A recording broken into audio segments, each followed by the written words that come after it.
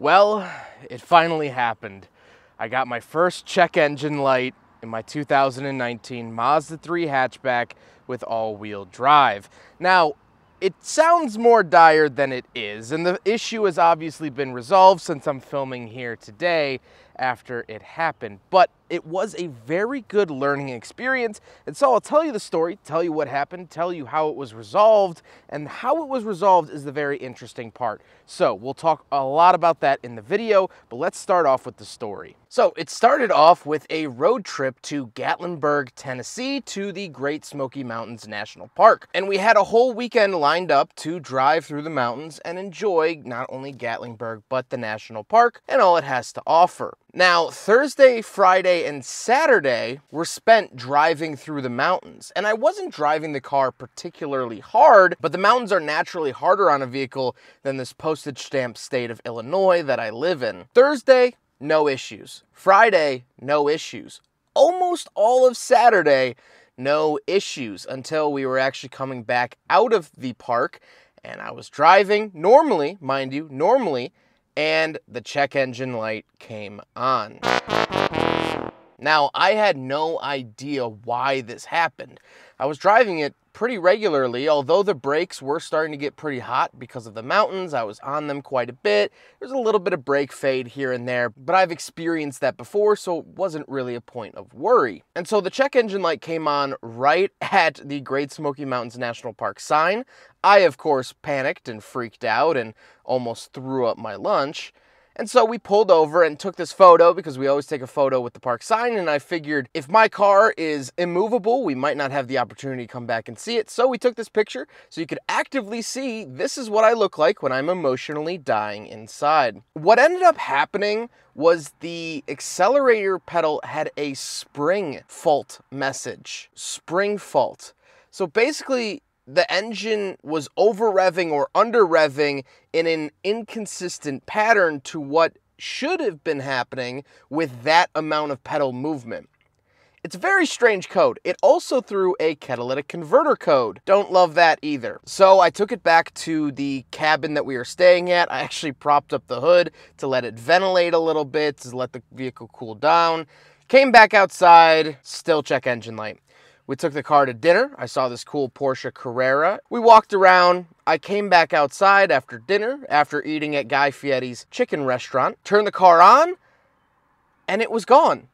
The check engine light had resolved itself. And since then, knock on whatever, it hasn't come back. Now let me tell you how I knew what that issue was and why I was comfortable still driving the car around. So the reason I wanted to make this video was to bring up the fact that the 2019 and up Mazda 3s are known as connected vehicles. And what that means is that they share the information on board with Mazda. So technically Mazda knows when you're slamming your brakes, when you're hitting the gas and driving recklessly and all of those things. And originally when I got this car, that was one of the biggest downsides. I didn't want a connected car. I didn't want all these stats being sent off to Mazda because then, if I have a brake issue, they could say, well, you were hard on your brakes on this day at this hour, June 5th, you were on this. I didn't like that. I didn't like owning a connected car. I've always owned old Mazda RX-7s and Miatas, and I have a Ford Model A that isn't connected to anything at all. And so I enjoy that. But my mind has now been changed. When the check engine light came on, I had heard that this was a possibility but never used it. I immediately pulled over at that welcome sign, like I said, took our photo, got in the car, and I called the Mazda dealer back here in Chicago, over 600 miles away from the dealer. I called them. Luckily, they were still open.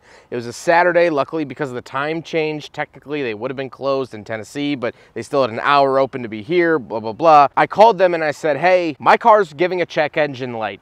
I have no idea what it is. Can you tell me what it is? And so they ran my information. I gave them my name and phone number, and they did boop, boop, boop, boop, boop on the computer. I don't know how the system particularly works, but they called me back and said, hey, it's a pedal fault. Were you racing the vehicle? No. Did the engine RPM go past the dial? So like past, I think it's like 8,200 or 8,250, or did it go past that? I said no, and they said, okay, well, you should be fine. It might just be because you're driving in the mountains. because of the gravity pulling the car back. The engine was trying to accelerate and it just physically couldn't, and it threw the fault. You're good to go. Drive it home, be safe, but it should be fine. And I did just that. Like I said, the check engine light went off later that night and it hasn't been back. Having that capability, being pulled over on the side of the road 600 miles from home and being able to call them and say, hey, what's going on with my car right now? My phone was struggling for cell service, but they connected to my car immediately. And they said, hey, it's actually not something to worry about. You can bring it in if the light's still on, but if not, no harm, no foul, you're good to go. And that peace of mind was worth everything in that moment. I was ready to faint, and they reassured me and they said it's not really an issue. Maybe this might happen to you and you call the dealer and they say, hey, please pull the car over now, it's a serious issue. But at least you'll know, and at least you have that capability to call the dealership and ask them about it. Now, obviously, if you carry a code reader with you, you could get them on Amazon or at AutoZone. I highly recommend doing that as well. But it was just a really handy service to have, and this is why I always tell people, try to maintain a good relationship with your dealer. I know people call them stealerships. I know people have this weird relationship with dealers, and I get that. But what I try to do every time I do an oil change, I just write a note in my car, say, hey, thank you for what you're doing.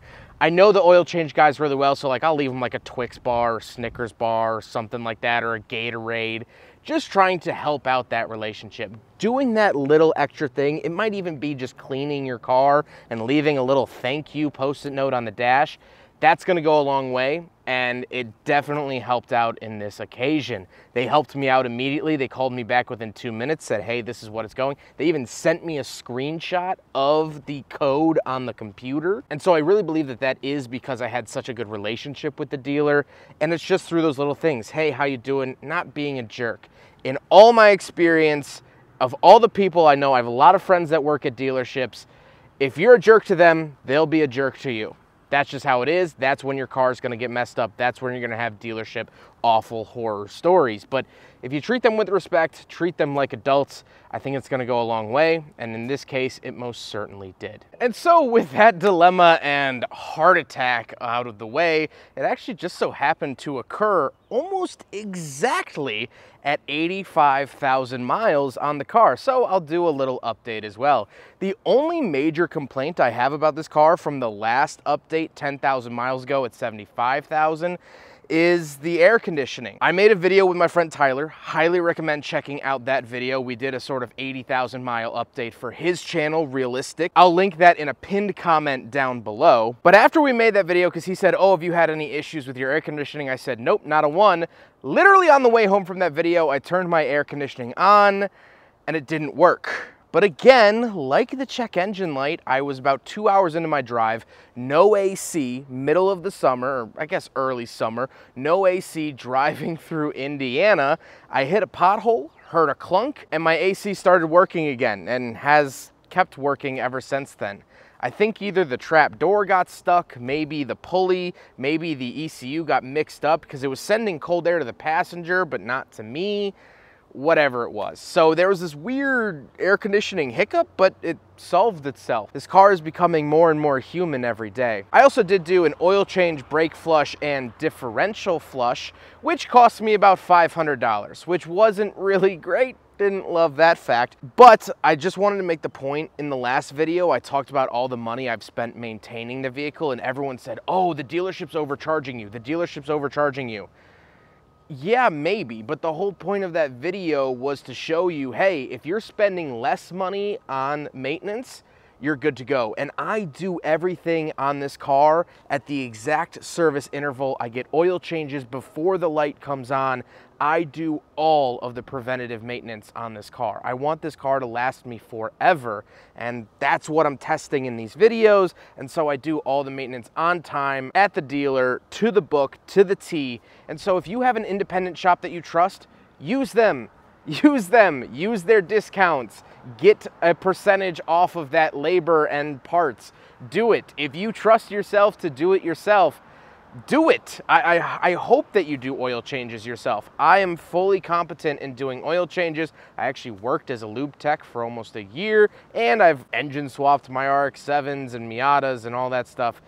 I just want everything done by the book to see how long this car will last if I do everything properly. Because cars fail every single day due to poor maintenance, and I don't want that to be the case. If I do everything to a T, how long will this car last? And so far, 85,000 miles, I think we're doing okay. So there it is. There is my check engine light story with my Mazda 3. I hope it was helpful and insightful for your own Mazda experience, or maybe you have a connected vehicle that isn't a Mazda and you didn't know that calling the dealership might actually help you in those scenarios. But whatever it might be, I hope you picked up some tidbits from this video, and I'll see you in the next one. Take care, guys.